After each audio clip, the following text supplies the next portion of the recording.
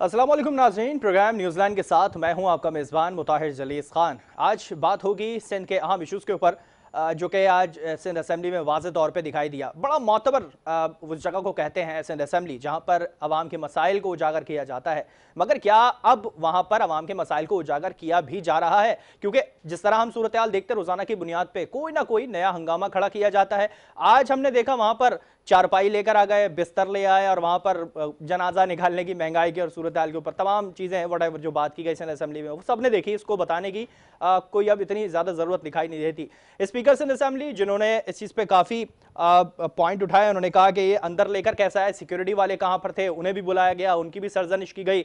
और दूसरी जाने फिर ये तमाम चीजें जो पीटीआई की हुकूमत एज अपोजिशन सिंध के अंदर कर रही है, क्या वो पीटीआई के लिए और उनकी इमेज के लिए ज्यादा अच्छा दिखाई देती है? इसके साथ साथ अब खान साहब ने इंतखाबी इस्लाहात के ऊपर अब बात उठाना शुरू कर दी। उन्होंने एक टास्क दे दिया है। फवाद चौधरी साहब ने आज ट्वीट किया, उसमें बताया है कि अटॉर्नी जनरल तमाम चीज़ों पर अपोजिशन से बात करेंगे कि आया इंतखाबी इस्लाहात पे किस तरह से बात करनी चाहिए, अपोजिशन को किस तरह से कायल करना है, और इलेक्शन कमीशन में वो अपनी क्या ब्रीफिंग देंगे, ये बहुत जल्द दिखाई दे दिया जाएगा। और क्या इलेक्शन कमीशन इसके ऊपर अपना एतमाद जाहिर कर सकेगा? ये भी बहुत सारे पॉइंट ऐसे हैं जो कि अब खान साहब की इस हुकूमत के अंदर और ख़ासतौर पर इंतखाबी इस्लाहात के ऊपर बात होता हुआ दिखाई देगा। ये तमाम चीज़ें ऐसी हैं जो कि शायद अब पीटीआई की जो सियासत है और ख़ासतौर पर सिंध के अंदर सियासत है, और फिर जिस तरह से पीपल्स पार्टी से उलझा जा रहा है, क्या वाकई अवामी मसाइल पर ज्यादा तवज्जो है पीटीआई की? इस पर बात करेंगे। हमारे टेलीफोन लाइन पे मौजूद है शाहनवाज जदून साहब है, एमपी है, पाकिस्तान तहरीक इंसाफ से उनका ताल्लुक है। शाह साहब, बहुत शुक्रिया प्रोग्राम के लिए, आपने वक्त निकाला। आज जो सिंध असेंबली में हुआ वो यकीनी तौर पे अब कुछ ज्यादा डिस्क्राइब करने की इतनी जरूरत नहीं पड़ती, सबने देखा है। और अब शायद तकरीबन हमने देख लिया कि सिंध असेंबली के अंदर जो सूरत हाल होती है उसमें अवामी मसाइल तो कहीं दिखाई नहीं देते। क्या कहेंगे आज के इस रवैये पे जो खासतौर पर सिंध असेंबली के अंदर अपोजिशन ने अपना रवैया इख्तियार किया? थैंक यू शाह साहब। जी देखिए, बात यह है कि आज हम 2-3 दिन पहले जब बजट इजलास था और बजट पास होना था, जी तो ये तारीख में पहली मर्तबा हुआ है कि असम्बली के अंदर जितने भी पार्टीज के पार्लियामानी लीडर थे, जिनमें जीडीए के पार्लियामानी लीडर हसनैन मिर्जा साहब, मुत्तहिदा मजलिस अमल जमात इस्लामी के पार्लियामानी लीडर रशीद, और हमारे अपोजिशन पार्लियामानी लीडर बिलाल गफ्फार साहब और अपोजिशन लीडर अली आदिल शेख साहब। सही। देखिए, बजट के ऊपर हर एक ने अपना पॉइंट ऑफ व्यू रखना होता है, उनके जो मसाइल है उस पर असेंबली के फ्लोर पे हमने बात करनी होती है। पाकिस्तान पीपल्स पार्टी जो अपने आप को जमहूरी पार्टी कहती है, उन्होंने धोखे के साथ हमारे जो पार्लियामानी लीडर और हमारे सीनियर रहनुमा और साबिक अपोजिशन लीडर फिरदौस शमीम नकवी और हमारे अपोजिशन लीडर अली आदिल शेख साहब गए वहाँ उनके साथ स्पीकर साहब के पास उनके चैम्बर में, और उन्हें कहा है कि भाई हम सबको बोलने दें, इस बजट पे स्पीच करने दें और हम अच्छे तरीके से इस माहौल को चलाना चाहते हैं। तो उन्होंने कहा है कि भाई आप मुकेश साहब के साथ और नासिर शाह साहब के साथ बैठ जाएं। वो मुकेश साहब और नासिर शाह साहब उनको अपने चैम्बर ले आए और पीछे से इन्होंने यस और नो को वो शुरू कर दिया, बजट पास करने शुरू कर दिया। दो का तो इन्होंने वहां से शुरू किया है। देखिए, हम जो हमारा इश्यूज थे, 13 साल हो गए पाकिस्तान पीपल्स पार्टी इस सूबे के अंदर इक्तिदार में है। आज भी यहाँ पर 66 लाख बच्चे स्कूल से बाहर है। आज भी यहाँ पर कुत्ते काटने के अच्छा, वैक्सीन मैंने नहीं मैंने है। जहाँ तक देखा, और यकीनी तौर पे अब ज़्यादातर सबकी नज़रें इसी पे होती हैं कि सिंध असेंबली के अंदर आखिर हो क्या रहा है। क्या अवामी मसाइल पे वहाँ पे शोर देखिए शराबा किया देखिए जाता है, ये या अपने जब मफाद के लिए किया जाता है कि आया शाह बजट मंजूर कर शाह लिया, हम वहाँ पर मौजूद नहीं थे और हमारी बातों को नहीं सुना शाह जा रहा, हमारे शाह बगैर साहब, तमाम चीज़ें बात एक्सेप्ट ये करी जा है रही कि हैं? जब ये हमारी जमाबंदी करेंगे तो जाहिर है हम फिर एहतजाज ही करेंगे ना। ये वाहिद असम्बली है जिसने पाकिस्तान की आज़ादी की करारदाद यहाँ से पास की थी, सही। और ये असम्बली अब पीपल्स पार्टी ने अपने घर की लौंडी बना दी। इन्होंने पीपल्स पार्टी वाले अपनी मर्जी से असेंबली चला रहे हैं, ना वो हमारे माइक खोलने देते हैं, ना हमें बोलने देते हैं। जाहिर ये फ्लोर हमारे पास है, हम अपने नहीं, मसाइल बोलने का यहाँ हक इस तो मिलता फ्लोर है, पे। हम देखते हैं अली मादी शेख साहब को, हम देखते हैं वाज़े देखिए, तौर पे असेंबली के आप अंदर उन्हें मुझे ये बोलते हुए और बताए काफ़ी कि शोर करते अली हुए। आदिल शेख साहब आज भी तो बोल रहे थे, आज भी अली आदिल शेख साहब को बोलने नहीं नहीं, आज दिया। आज बोल नहीं रहे अपोजिशन थे वो। लीडर आज है। अली मादी शेख साहब वीडियो बना रहे थे उस चीज की जो सिंध असेंबली के नहीं अंदर नहीं, एहतजाज किया उन्होंने जा पहले रहा था, पहले चारपाई लाई पहले गई, बिस्तर इजाजत लाया गया। देके पहले पहले इजाजत मांगी उन्होंने बोलने के लिए, उन्हें इजाजत इजाजत नहीं दिया गया। अमूमन अली मादल शेख साहब का माइक नहीं खोलते, इससे पहले फिरदौस शमीम नकवी साहब थे, उनका माइक नहीं खोलते थे। बनिस्बत दूसरी तरफ अगर कौमी असम्बली में देखा जाए तो सबसे ज्यादा टाइम कौमी असम्बली में स्पीकर असद कैसर साहब अपोजिशन को टाइम देते हैं, लेकिन यहाँ पर जब भी हम सिंध के इश्यूज पे बात करते हैं तो स्पीकर साहब हमारा माइक बंद कर देते हैं। अब हमारे पास ये एक फ्लोर है, अगर ये हमें यहाँ भी बोलने नहीं देंगे तो मजबूरन हम एहतजाज तो करेंगे, सिंध के अवाम के मसलों को यहाँ हम उठाएंगे। तो या तो मीडिया के सामने या असेंबली के फ्लोर पे भी अगर हमें बोलने नहीं देंगे तो मजबूरन फिर हम उस लेकिन एहतजाज क्या ये तमाम चीजों की इजाजत देता है कि आप असेंबली के अंदर बाकायदा तौर पर चारपाई ले आए, वहां पर बिस्तर लेकर आ जाएं एहतजाज करने के लिए, जनाजा निकालने का जो बनाया आपने उस तरह का सूरत हाल, क्या ये तमाम चीजें आपको शोभा देती हैं as a opposition party Sindh assembly के अंदर और एज अ गवर्नमेंट पार्टी जो आपने पूरे मुल्क में इस वक्त हुकूमत आप कर रहे हैं, क्या आपको शोभा देती है तमाम चीजें? देखिए शाह साहब, माजी में आप चले जाए, क्या निसार कोरो साहब जब यहाँ पर अपोजिशन लीडर थे तो उन्होंने यहाँ किताबों को आग नहीं लगाई थी। यहाँ माजी में आप चले जाए पर deputy opposition deputy speaker Rahila Tiwana साहब के साथ क्या रवैया इन्होंने इख्तियार किया है। आज ये जमहूरियत की चैंपियन बन रहे हैं, किस बात के जमहूरियत के चैंपियन बन रहे हैं? इसी असेंबली के अंदर एक साबिक सीएम को इन्होंने जूता मारा था, क्या उस वक्त इनको जमहूरियत याद नहीं थी? ये तो इनका बोया हुआ है और वो ये काट रहे हैं।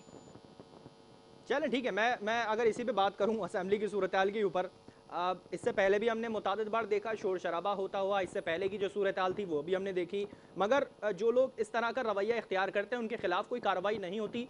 क्या नेशनल असेंबली के अंदर भी यही सूरत हाल होती है कि अगर कोई वहाँ पर शोर करे या उसके तकद्दुस को पामाल करे तो उसके खिलाफ कोई कार्रवाई नहीं होती? और आज जो सूरत हाल हमने देखी PTI के अरकान की जानिब से जो किया गया, क्या वो सज़ा के मुस्तहिक है? देखिए, बात ही हमने कोई गैर कानूनी काम नहीं किया, हम एक एहतजाज हमारे जमहूरी हक है, हम पुरअमन तौर पर। लेकिन स्पीकर साहब तो कह रहे हैं आपने असेंबली के कवायद की खिलाफ वर्जी की है। बिल्कुल नहीं, हमने कोई कवायद की खिलाफ वर्जी नहीं की, हम एक पुरअमन तौर पर अपना एहतजाज रिकॉर्ड कर रहे थे। जब ये हमें बोलने नहीं दे रहे थे, जब ये हमें बोलने नहीं देंगे तो ज़ाहिर है हम एहतजाज ही करते ना, अपोजिशन वाले एहतजाज ही करते। जब बोलने नहीं देते, हमारे माइक नहीं खोलते, तो हमने एक पुरअमन तौर पर अपने एक एहतजाज रिकॉर्ड करवाना था कि भाई आपने उस दिन भी हमें अपोजिशन लीडर को बोलने नहीं दिया। तारीख में मैं समझता हूँ कि तारीख में पहली मरतबा सिंध की तारीख में ये हुआ होगा कि अपोजिशन लीडर को भी बोलने नहीं दिया। चलें, तारीख की बात अगर हम करें तो बहुत सारी ऐसी तारीख है जिसको मस्क किया गया और नई तारीखें भी रकम की गई। मैं एक नए पॉइंट की तरफ आता हूँ, इंतखाबी इस्लाहात। एक तो ये, और दूसरे पहले मैं अगर बात करूँ तो जर्नलिज्म का जो जर्नलिस्ट प्रोटेक्शन एक्ट बिल है वो मंजूर क्यों नहीं किया गया? तो ऐसे क्या एतराज़ात लगा दिए गवर्नर साहब ने और आज वो जाके मंजूर हो गया है? अब शायद गवर्नर के पास अब कह रहे हैं कि उनके पास इख्तियार नहीं है इस चीज़ को दोबारा रोकने का, तो क्यों रोका गया था? क्या वजूहात थी? क्या सहाफ़ियों को कोई आज़ादी इस तरह की नहीं देनी चाहिए? क्या वो अपने सोर्स सबको बता दें कि कहाँ से वो खबर ला रहे हैं? साफी इस मुल्क के एक अहम सतून है और हम साफियों के साथ थे, और उसमें जब गवर्नर साहब ने एक दो उस पर ऑब्जेक्शन किए थे, वो थर्ड पार्टी से अटैच था। अब हम वफाक में बिल लेके आ रहे हैं, साफियों के साथ है, साफियों के उसके लिए हम बिल लेके आ रहे हैं वफाक में भी। सबसे ज्यादा आवाज अगर उठा रही साथियों के लिए पाकिस्तान तहरीक इंसाफ उठा रही है। यही तो शाह साहब, यही बात है जो पीपल्स पार्टी मुसलसल कहती आ रही है। देखिए, बात ये कि हम बिल्कुल इसके खिलाफ, लेकिन उसमें दो शिक ऐसे थे कि स्पीकर अपना गवर्नर साहब ने उस पर वो किया था कि थर्ड पार्टी से अडप्ट होना चाहिए। बाकी हम इस बिल के फेवर में थे, हमने आज प्रेस कॉन्फ्रेंस में भी बोला। यही शाह साहब, यही पीपल्स पार्टी कह रही है कि पहले तो PTI जो है वो मुत्तफिक हो जाती है, रजामंदी जाहिर कर देती है इस बिल के ऊपर, मगर जब गवर्नर के पास जाता है तो वहां से उन्हें मना करवा दिया जाता है। ये क्यों है? ये दोगली पॉलिसी क्यों है? कोई मना नहीं किया था, वहाँ खाली उस पे दो उस पे लगा था कि वो एडिट वाला मसला था। बाकी उस पे PTI मुत्तफिक थी, बिल्कुल उस पे वो नहीं है। और हम आज भी कहते हैं कि हम अपने साथी भाइयों के साथ हैं, क्योंकि फेडरल में जो लेके आ रहे हैं तो कौन PTI लेके आ रही है ना, पोजीशन वाले ने तो नहीं लाया वहाँ ना साथियों के हक में, उसमें तो PTI खुद लेके आ रही है। तो बात ही कि हम साथियों के साथ है, और हमने आज भी कहा और हम क्लियर कट बोल रहे हैं कि साथियों के साथ है हर जगह। अच्छा, एक सूरत हाल और थी जो हमने देखी, और आज कहा जा रहा था कि अली मादी शेख साहब वज़ीर आला सिंध को नाअहल करने के लिए दरख्वास्त दायर करने जा रहे हैं। तो क्या अली माहदी शेख साहब लगे हुए हैं, पूरी तरह से नाअहल करवा लेंगे वजीर आला साहब को? बिल्कुल इंशाल्लाह, क्योंकि ये वज़ीर आला तो है नायल। नायल ये नहीं कि इसके खिलाफ फैसला आया तो फिर ये कैसे ज़मीनी इलेक्शन इन्होंने लड़ा। इन्होंने दोहरी शरीयत रखी भी थी और वहां से ये नायल हुआ तो फिर कैसे, और वो तो कानूनी पेचीदगियां, कानूनी वो है बहुत से। और इंशाल्लाह अली माहदी शेख साहब अगर वहाँ हाई कोर्ट गए इनके खिलाफ पिटिशनर बन के, तो उस केस में बड़ी जान है और इंशाल्लाह ये वज़ीर आला नायल होगा। अच्छा, चलें हम बात कर लेते हैं वज़ीर आला सिंध को आप नाअहल करने के लिए लगे हुए हैं, क्या उसके बाद प्रोसीजर होगा? क्या आप सिंध में वज़ीर आला अपना लाना चाह रहे हैं? इंशाल्लाह इंशाल्लाह, क्योंकि पीपल्स पार्टी के अंदर से भी कुछ लोग उठ रहे हैं और हम उन्हें सपोर्ट करेंगे। लेकिन एक पीपल्स पार्टी कह मजबूत रही है, दड़ा, पीटीआई के अंदर से भी कुछ लोग उठ रहे हैं। आज़ाद नहीं कश्मीर में नहीं वो कह रहे हैं कुछ कि हम भी अपना वज़ीर नहीं आज़म है। लाएंगे, पीपल्स पार्टी का वज़ीर आज़म होगा यहाँ से। पीपल्स पार्टी के अंदर एक मजबूत दड़ा है, मजबूत दड़ा है। जो इनसे तंग है वो हर जगह में कहते हैं कि भाई इन्होंने तो इस सूबे को लूट लिया है, सूबे की तरफ कोई तवज्जो नहीं है। सूबे पे 2-3 लोग मुसल्लत है जो चला रहे, या तो कनाडा से चलाए जा रहे हैं या दुबई से चलाए जा रहे हैं। 3-4 लोग जो है बैठ के पूरे सूबे के अवाम का अच्छा चले, के ये तो एक सूबे की फैसला बात कर हो रहे गई, बाकी के जो सूबे हैं, क्या पीपल्स पार्टी वहाँ पे पीटीआई को कुछ परेशानी दे रही है? क्योंकि आपकी यकीन तौर पे वहाँ पकड़ है, तो क्या पकड़ आपकी वहाँ कमजोर होती जा रही है अब? हैं। एक बात ये है मेरे भाई शाह साहब, पीपल्स पार्टी को तो कैंडिडेट नहीं मिल रहा, वहाँ पंजाब के अंदर इनको कैंडिडेट नहीं मिल रहा। आप अभी कश्मीर में इलेक्शन हो रहे हैं, यानी बाग दौड़ करके 8 हल्कों से ये इलेक्शन लड़ रहे हैं। पूरे कश्मीर में 8 हल्कों से इलेक्शन लड़ रहे हैं। 8 तो इनको कैंडिडेट मुश्किल से मिले, कितनी मुश्किलों से इनको कैंडिडेट मिले। केपीके में इनको कैंडिडेट नहीं मिल रहा है। अगर गलती से कहीं इन्हें कैंडिडेट मिल जाता है तो 200-250 वोट लेते हैं। ये तो अब ये तो हम लेकिन कह अगर रहे हैं शाह ना कि साहब, अगर इनकी वो करप्शन। गलती से जीत गए तो क्या कहेंगे फिर उस पर? यकीनी तौर पे फिर यही कहा जाएगा कि पीटीआई नाकाम हो गई आज़ाद कश्मीर में? नहीं नहीं, पीटीआई कोई नाकाम नहीं हुई। इंशाल्लाह पीटीआई बड़ी कामयाबी के साथ केपीके के अंदर, पंजाब के अंदर आप देख लें कि बिल्कुल। लेकिन पीपल्स पार्टी कहाँ रह गई? एक तो वक्त था कि चारों सूबों की जंजीर हुआ करती थी पीपल्स पार्टी, और आज सिंध के चंद डिस्ट्रिक्ट तक महदूद हो गई है। तो और ये तो मैंने उस दिन असेंबली के फ्लोर पे भी न्यूज कहा था कि अगर आपके ये कारनामे रहे तो आज आप चंद डिस्ट्रिक्ट तक महदूद हो और आने वाले इलेक्शन में आप चंद यूनियन काउंसिल तक महदूद हो जाओगे। अच्छा, कुछ टाइम पहले अभी गुज़िश्ता चंद दिनों कबल जरदारी साहब की परवेज़ इलाही साहब से मुलाकात हुई थी, क्या कहेंगे इस पे? क्या वाकई पंजाब देखो में ये पीपल्स तो पार्टी एक्टिव नजर आ रही है अब हमें? एक बात है, देखो मुलाकातें तो होती रहती, सियासी लोग एक दूसरे से मिलते रहते हैं। परवेज इलाही साहब ने खुद कहा था कि जो पंजाब के अंदर सेनेट के इलेक्शन होते हैं, कह रहे कि उस सिलसिले में मैंने जरदारी साहब से पहले कहा था कि मैं कराची आना चाहता हूँ उनका शुक्रिया अदा करने के लिए, और उन्होंने कहा कि नहीं मैं लाहौर आऊंगा। तो सियासी लोग तो एक दूसरे से मिलते रहते हैं। अच्छा, ये यानी अगर इसमें अगर कोई ऐसे ही मिलते रहे तो कोई परेशानी नहीं है? भले वो जनूबी कोई पंजाब के परेशानी मामले में नहीं है। बात की जा रही हो, पीटीआई 3 साल हो गए पीटीआई कुछ, को कोई, जनूबी हमें कोई पंजाब सूबा बनाने परेशान। की बात हो रही थी शाह साहब, तो क्या हम कह देखिए सकते हैं कि जरदारी साहब वहाँ पे बहुत एक्टिव हो रहे हैं?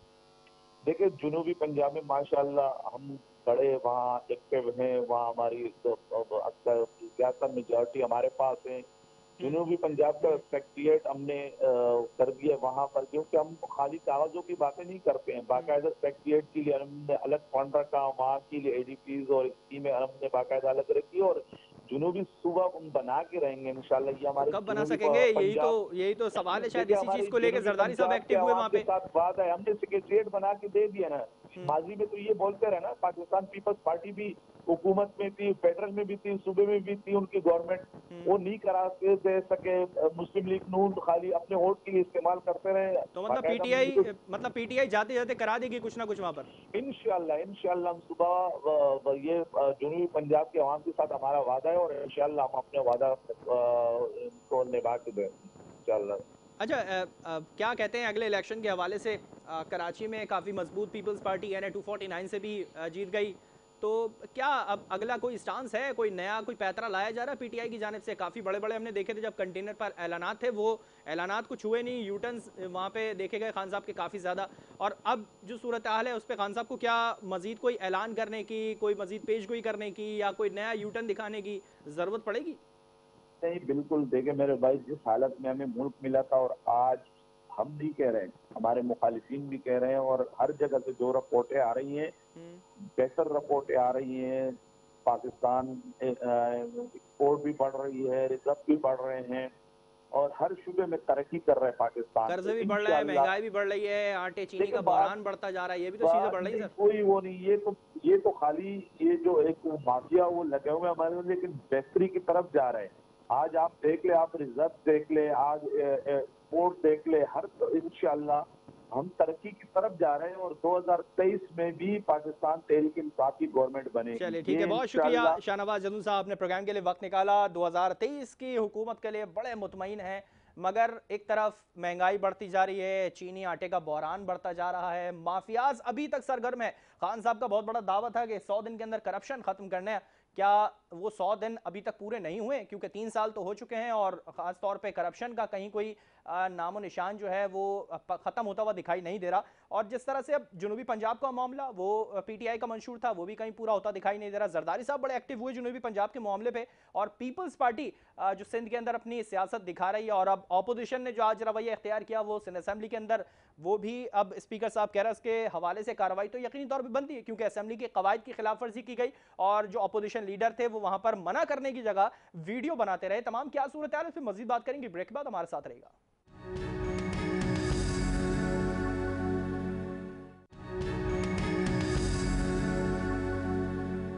वेलकम बैक नाज़रीन। ब्रेक से पहले बात हो रही थी सिंध असेंबली में आज होने वाले उस रवैये के हवाले से, जो कि शायद पीटीआई ने अपना रवैया कुछ ज़्यादा ही सख्त दिखा दिया, और इस पर स्पीकर साहब ने कुछ सख्त सरजनिश की है और ये भी बता दिया कि सिंध असेंबली के कवायद की खिलाफ वर्जी की गई है। अब उस कवायद की खिलाफ वर्जी करने के लिए क्या उन लोगों को सज़ा दी जाएगी, अपोजिशन पार्टी के रहनुमा को सज़ा दी जाएगी, क्या होगा उनके खिलाफ? और जिस तरह से ये तमाम चीज़ें हुई, असेंबली के अंदर चारपाई लेकर आ गए, असेंबली के अंदर बिस्तर लेकर आ गए, कैसे लेकर आ गए ये भी बहुत बड़ा सवालिया निशान है। वहाँ की सिक्योरिटी क्या कर रही थी?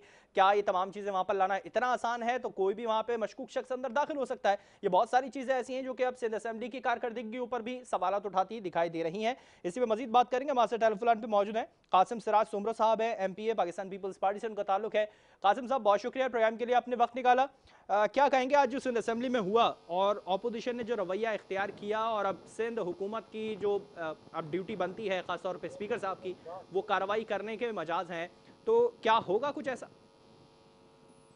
बिस्मिल्लाहिर्रहमानिर्रहीम, बहुत शुक्रिया आपका। देखें, आज जो असेंबली में ये बिल्कुल नहीं होना चाहिए था। दिस वाज क्या कहते हैं, आप इसको हम क्या जुमला देंगे। अनफॉर्चुनेट है कि आप असेंबलीज के अंदर जहाँ पर आप अपने जिन भी हलकों से आप वोट लेके आते हैं, ये उनके तकद्दुस का मसला है। वहाँ आप बैठ के बात करें, आप अपने इश्यूज को जो है वो हाईलाइट करें, और उस हाईलाइट में आप थ्रू मीडिया, ज़ाहिर है आज के दौर में ये तमाम असेंबली की कार्रवाई जो है ना वो लाइव जाती हैं, तो आपकी गवर्नमेंट को भी ये आप तनकीद का निशाना बनाएं और आप पॉइंट आउट करें। लेकिन ये जो तरीका है कि आप खुदा न खास्ता कोई चीज़ लेके आप बुलडोज करके हर इदारे को आप इस तरह तो नहीं कर सकते। लेकिन उनका कासिम साहब, जहाँ तक उनका है। एहतजाज करने का जवाब था वो ये था कि हमें असेंबली के अंदर बोलने नहीं दिया जाता, हमें अपने पॉइंट रखने नहीं दिए जाते, स्पीकर साहब 22 फैसला करते हैं, हमारे माइक बंद कर देते हैं। नहीं, आप ये कैसे कह सकते हैं? आपके 17 लोगों ने बजट इजलास के अंदर सरकार के ऊपर जितनी तनकीद कर सकते थे वो आपने की।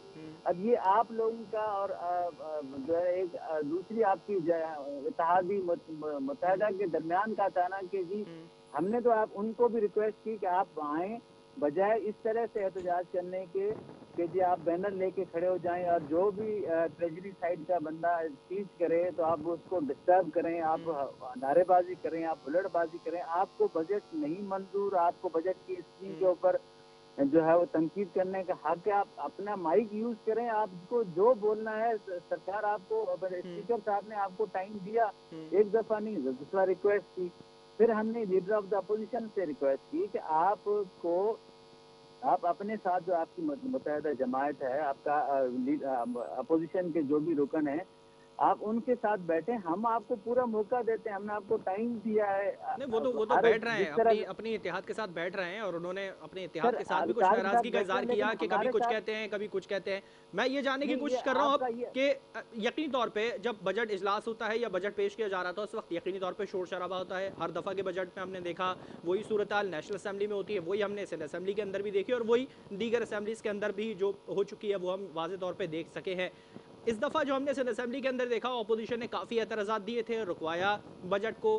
क्या जब दोबारा बजट पेश किया गया तो अपोजिशन के कुछ तहफ़्फ़ुज़ात थे और जो शर्तें थी, क्या उसके अंदर लागू की गई बजट के अंदर वो तमाम चीज़ें? अपोजिशन की शर्तें मतलब क्या शर्तें होती हैं? सरकार का काम होता है बजट पेश करना, ये सरकार का प्रोग्रेटिव होता है, ट्रेजरी साइड का या जो भी फाइनेंस मिनिस्टर होता है, ये उसका प्रोग्रेटिव है, वो बजट पेश करेगा। ठीक। अपोजिशन का काम है कि आपने हालत आप ये देखें कि आपने कट मोशन जमा नहीं करवाई, आप जो है ना वो असेंबली के रूल्स ऑफ बिजनेस या बजट के रूल्स ऑफ बिजनेस के साथ आप वाकिफ ही नहीं है, आपको टाइम दिया गया, आपने सही। कट मोशन जमा ही नहीं करवाई, तो उससे बहस किस बात की होगी? दूसरी बात यह है कि आपको बजट पे जितना बात करने का मौका मिला है, वो पीटीआई के बहुत सारे दोस्तों ने बजट स्पीचेस किए हैं, उनके जो प्रोमिनेंट लोग हैं उन्होंने बजट पे स्पीचेस किए हैं। ठीक। हमारे जब मिनिस्टर साहिबान वो पॉइंट, अब मैं पार्लियामेंट्री सेक्रेटरी हेल्थ हूँ, मैंने हर उन मेंबर की स्पीच बैठ के सुनी है, हमारे अपोजिशन के जितने मेंबरान हैं, फिर मैंने उस पर नोट्स लिए हैं, फिर सही। मैंने उसकी नोट्स पे बैठ के तैयारी की है कि मैंने उनको रिप्लाई देना है। अब जब हमारे बोलने का मौका आता है तो आप अपने अपोजिशन की एक जमात जो है वो, आई डोंट नो आपका बिल बैठ के इस पे कोई कंसेंसस बना हुआ था या जो है वो कुछ और था, वो हमें नहीं पता, लेकिन ये है कि गवर्नमेंट साइड को बोलने नहीं दिया गया। आप जब वो अच्छा चले, अपोजिशन के लोग दोस्त ये बोल तो रहे थे, वो चीज़ें थी कि आपको नहीं पता था कि उनका इंसेंटिव क्या था, वो इस तरह से एहतजाज करने जा रहे थे। जो एहतजाज हुआ, असेंबली के अंदर चारपाई आ गई, असेंबली के अंदर बिस्तर आ गए, तो ये भी बहुत बड़ा सवाल है, निशान है सिंध असेंबली की सिक्योरिटी के ऊपर कि कहाँ थे वो तमाम चीज़ें, उन्होंने इस चीज़ को चेक एंड बैलेंस क्यों नहीं करा? ये चीज़ें असेंबली के अंदर कैसे आ गई? बिल्कुल आपकी कोई भी बात मशकूक शख्स इस अंदर बात अंदर से दाखिल इस हो सकता बात है, कुछ भी हो सकता है। एब्सोल्युटली आपकी इस बात से मैं मुतफिक हूँ। ये स्पीकर साहब का, क्योंकि कस्टोडियन ऑफ द हाउस जो है वो स्पीकर साहब होते हैं, ठीक। तो मैंने ये सुना है कि स्पीकर साहब ने कोई इंक्वायरी जो है वो उस पर बिठाई है और इन्वेस्टिगेट कर रहे हैं उनको, और उन्होंने कहा है कि मैं जो भी इसमें इन्वॉल्व होगा उसके खिलाफ एक्शन लिया जाएगा। सही। तो वो स्पीकर साहब का प्रोजेक्टिव है, उसमें गवर्नमेंट को जब वो रिक्वेस्ट करेंगे तो अच्छा, मैं एक चीज़ लेकिन पे और बात कर लूँ। अब जिस तरह से जर्नलिस्ट प्रोटेक्शन बिल पेश किया गया और मंजूर हो गया, इससे पहले भी जो पेश किया गया था उस पे पहले अपोजिशन ने इत्तेफाक किया और एतमाद का इजहार किया और इस चीज़ को फिर गवर्नर के पास भेजा गया, तो वहाँ से वो उसको रद्द कर दिया एतराज़ात लगा के। अब जो पेश किया गया है, क्या अब हम इस तरह से बातें अब सुन रहे हैं, सुनने में आ रही हैं चीज़ें कि अब गवर्नर के पास वो इख्तियार नहीं रहा है कि वो इस चीज़ को रोक सकें? क्या वाकई इस चीज़ बिल्कुल की एश्योरिटी है? पीपल्स पार्टी इस चीज़ को देख रही है कि गवर्नर साहब इसको अब नहीं रोक सकते? बिल्कुल नहीं। अब वो तो कानून की शक्ल है ना कि जी आप गवर्नमेंट के पास, गवर्नर साहब के पास आप असेंट के लिए भेजते हैं, सही। अगर वो उस पर एतराज करके वापस असेंबली को भेज दें तो असेंबली दोबारा से पास करते तो automatically becomes law, becomes the act of the parliament बन जाता है। तो इसलिए अब वो दोबारा उसकी जरूरत नहीं है। अब ये बिल पास हो चुका है और इंशाल्लाह ये नोटिफाई हो जाएगा, और जो इसमें अच्छी चीजें हैं उसमें तो उस वक्त भी कंसेंसस हुआ था और हमारे ख्वाजा इजहार साहब ने एक आधा पॉइंट ऐड भी करवाया था, और बाकी जो हमारे पीटीआई के दोस्त हैं उन्होंने भी जो ऐड चीजें करवाई थी वो सारी उसी साथ ऐड होके अब ये it is in the best interest. हम तो जमहूरियत का हुस्न सर से ये है कि जी आप जो अपनी जो फ्रीडम ऑफ स्पीच और फ्रीडम, फिर जाहिर है आपके मीडिया के लोगों के साथ कुछ अच्छा चले, मैं ये जानने की कोशिश करता हूँ, परेशानियां गवर्नर साहब ने हाँ। जो एतराज़ात लगाए थे वो क्या आपकी नॉलेज में है? वो एतराज़ात कौन से थे? और अब जिस तरह से बिल पास कर दिया गया है, यकीनी तौर पे एक सहाफ़ी को तमाम चीज़ों के लिए प्रोटेक्शन देना हुकूमत की जिम्मेदारी बनती है, सिंध हुकूमत की खास तौर पे जिम्मेदारी बनती है, जो सिंध असेंबली के अंदर पेश किया जा रहा है। तो क्या वो तमाम चीज़ें क्लियर कर दी गई हैं जो गवर्नर साहब ने एतराज़ात लगाए थे? मेरे ख्याल से वो सेरेमोनियल एतराज होते हैं कि जी मिसाल के भी चीज होते हैं ना कि जी मुझे असर्ट करना, मैं ये बात करूं, तो दिस सेरेमोनियल काइंड ऑफ जो वो होते हैं। Otherwise it was thoroughly discussed among. अब फिर आप सबसे इम्पोर्टेंट बात देखें कि इसमें आपकी जितनी बॉडीज हैं, फेडरल यूनियन ऑफ जर्नलिस्ट से लेकर प्रेस क्लब से लेकर, उन तमाम के कंसेंट के साथ ये बिल हुआ था, और फिर उसमें लीडर उस वक्त हमारे पीटीआई के दोस्त हों या मुत्तहदा के हों या जीडीए के, जो अपोजिशन के जितने तीन मेजर पार्टीज हैं, उन सब ने इस पे इत्तेफाक किया था। तो इसलिए देयर इज नो पॉइंट के चले, देयर इज नो पॉइंट के इस पे कोई एलिगेशन या कोई एतराज़ लग सके। मैं थोड़ा सा बातचीत को थोड़ा सा चेंज करता हूँ। आज खान साहब ने टास्क दिया है कि इंतखाबी इस्लाहात के ऊपर तमाम अपोजिशन जमातों से बात की जाए। अटॉर्नी जनरल जो है वो तमाम चीज़ों पे बात करेंगे, अपोजिशन से रब्ता करेंगे, इलेक्शन कमीशन को अपनी ब्रीफिंग देंगे। तो क्या अपोजिशन इस बात पर मुत्तफिक है कि खान साहब की जानिब से जो ऑफर की जा रही है इंतखाबी इस्लाहात की, वो मानने को तैयार हैं? देखिए, जो सबसे इम्पोर्टेंट बात है वो ये है कि जो जमहूरियत में जब आप इस किस्म के जितने भी की आप कोई एक्ट लेके आते हैं या आईनी तरामीम होती हैं, तो उसमें तमाम पार्टीज के साथ मिल के एक कंसेंसस डेवलप किया जाता है ताकि आपका पूरे मुल्क का पॉइंट ऑफ व्यू किसी ऐसे, अब इलेक्शन ऐसा प्रोसेस है जिस प्रोसेस में हर पार्टी को अपना हर शख्स को वोट देना होता है और उसकी ट्रांसपेरेंसी जो है ना वो इंश्योर करनी होती है। तो देयर इज, अब हर पार्टी का एक अपना पॉइंट ऑफ व्यू हो सकता है। मिसाल ले लें कि जो हमारा एग्जिस्टिंग सिस्टम ऑफ इलेक्शन है उसमें दुनिया में मतलब अगर इम्प्लीमेंटेशन आप करने पे जाएं तो ऐसी क्या चीज हो सकती है कि आप, लेकिन ये है कि वहाँ उस तरह से इम्प्लीमेंट नहीं होता और हर दूसरी पार्टी, हारने वाली पार्टी या हर दूसरी पार्टी ये कहती है कि जी वो इलेक्शन रिग्ड हुए हैं। तो हम क्या समझ सकते हैं, ऑपोजिशन खान साहब की इस ऑफर के ऊपर गौर करेगी, मानने को तैयार है इंतखाबी इस्लाहात के? हम ये जान सकते हैं ऑपोजिशन के लिए? मेरा मेरी पार्टी का इल्म इस वक्त मुझे नहीं है कि मेरी पार्टी को इस पे क्या डिसीजन जा रहा है। मेरे हायर टीयर्स इस पे ज्यादा बात कर सकते हैं। लेकिन कोई बात नहीं, हम ओपिनियन राब्ता करने की मजीद कोशिश करेंगे कि इस पे क्या सूरत हाल हो सकती है और क्या ऑपोजिशन इस पे तमाम चीज़ों पे मुत्तफिक है हुकूमत के साथ। बहुत शुक्रिया कासिम सराज साहब, आपने प्रोग्राम के लिए वक्त निकाला। इंतखाबी इस्लाहात का मामला, अब खान साहब ने तो टास्क दे दिया है कि जाके बात की जाए ऑपोजिशन से, क्या बातचीत होगी इस पे। और जिस तरह से अब आज़ाद कश्मीर के अंदर हम सूरत हाल देख रहे हैं, बिलावल साहब वहाँ पे बहुत एक्टिव हैं, जलसे हो रहे हैं, खिताब किए जा रहे हैं। मुस्लिम लीग नून की जानिब से मरियम नवाज साहिबा को वहाँ भेजा जा रहा है, जहाँ तक इत्तलात पहुँची है। क्या ये तमाम चीज़ें ऐसी हैं कि हुकूमत को वहाँ पर शिकस्त हो सके और खान साहब शिकस्त खा जाएं? ये तमाम चीज़ें ऐसी हैं, इस पर मजीद बात करेंगे। ब्रेक के बाद हमारे साथ रहेगा।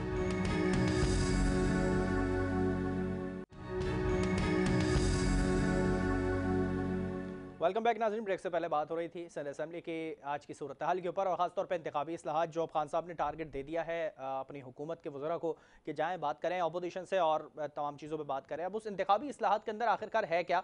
उसके अंदर तमाम चीज़ें ऐसी हैं कि जो ओवरसीज़ पाकिस्तानियों ने वोट का हक तो दिया जा रहा है, मगर अब शायद इस पर भी बातचीत चल रही है कि ओवरसीज़ पाकिस्तानी जो हैं अगर वो इलेक्शन में हिस्सा लेना चाहते हैं तो उसके लिए भी एक फैक्टर खोलने की कोशिश की जा रही है। आया ये तमाम चीज़ें हैं या नहीं है इसके अंदर? बात करते हैं। हमारे टेलीफोन पर मौजूद हैं सीनियर तज्जियाकार हैं आगा मसूद साहब हैं।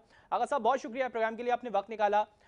इंतखाबी इस्लाहात से पहले मैं सिंध की जो सूरत हाल थी आज, उसके ऊपर एक छोटा सा पॉइंट आपसे लेना चाहूँ तो क्या कहेंगे उस पर? आज जो आपने देखा असेंबली के अंदर क्या हुआ?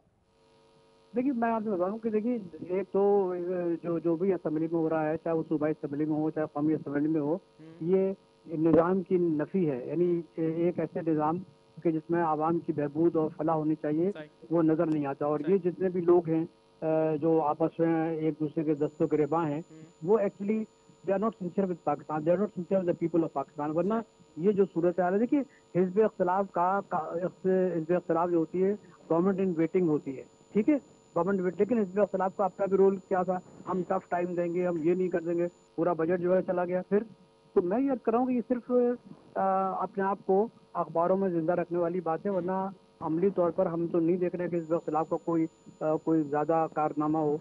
वो भी अपने इलाकों में जाके बहुत तो कुछ कर सकते हैं और महंगाई को कम करा सकते हैं, क्योंकि 18वीं तरमीम के बाद बहुत कुछ इख्तियारात जो है लोगों को 18वीं तरमीम के बाद बहुत कुछ चेंज हो चुका है और बहुत कुछ चेंज अभी होना बाकी है। बहुत शुक्रिया आगा मसूद साहब, प्रोग्राम का वक्त खत्म हुआ है, मुझे वाइंड अप का इशारा किया जा रहा है। मैं आपसे इस पर मजीद और बात कर सकता था और इंतखाबी इस्लाहात का जो मामला था उस पर यकीनी तौर पर काफ़ी रोशनी डालने की ज़रूरत है, जो फैक्टर खोलने की अब शायद जहाँ तक इतलात सामने आई हैं कि जिस तरह से वोटिंग का हक तो उनको दिया जाए, मगर इसके साथ साथ इलेक्शन जीतने के लिए, इलेक्शन लड़ने का भी उन्हें हक दिया जाए कि वो इस चीज़ का हक रखते हैं। क्योंकि यकीनी तौर पर वो जिस तरह से इमदाद भेजते हैं, जो पैसे भेजते हैं, जो डॉलर्स भेजते हैं, वो यकीनी तौर पर पाकिस्तान की फलाह के लिए इस्तेमाल होता है। फिर वो कहते हैं कि अगर हम ये तमाम चीज़ें भेज रहे हैं तो हमें वहाँ का पता भी होना चाहिए, हमें वहाँ इलेक्शन भी लड़ना चाहिए, वोटिंग भी करनी चाहिए। तमाम चीज़ें ऐसी हैं जो कि इंतखाबी इस्लाहात के अंदर आती हैं। अब देखना ये कि अटॉर्नी जनरल अपोजिशन से क्या रब्ता करते हैं, क्या ब्रीफिंग देते हैं और इलेक्शन कमीशन को इस चीज़ के ऊपर क्या कहा जाता है। और सिंध के अंदर जो सूरत हाल है वो यकीनी तौर पर इस बात की निशानदेही कर रही है कि अब वहाँ पर अवामी मसाइल डिस्कस होते हुए दिखाई नहीं दे रहे, वहाँ पर अपने ही मामलात को डिस्कस किया जा रहा है। इसी के साथ प्रोग्राम का वक्त खत्म हुआ। मुझे मेरी पूरी टीम को दीजिए इजाज़त। अल्लाह हाफ़िज़।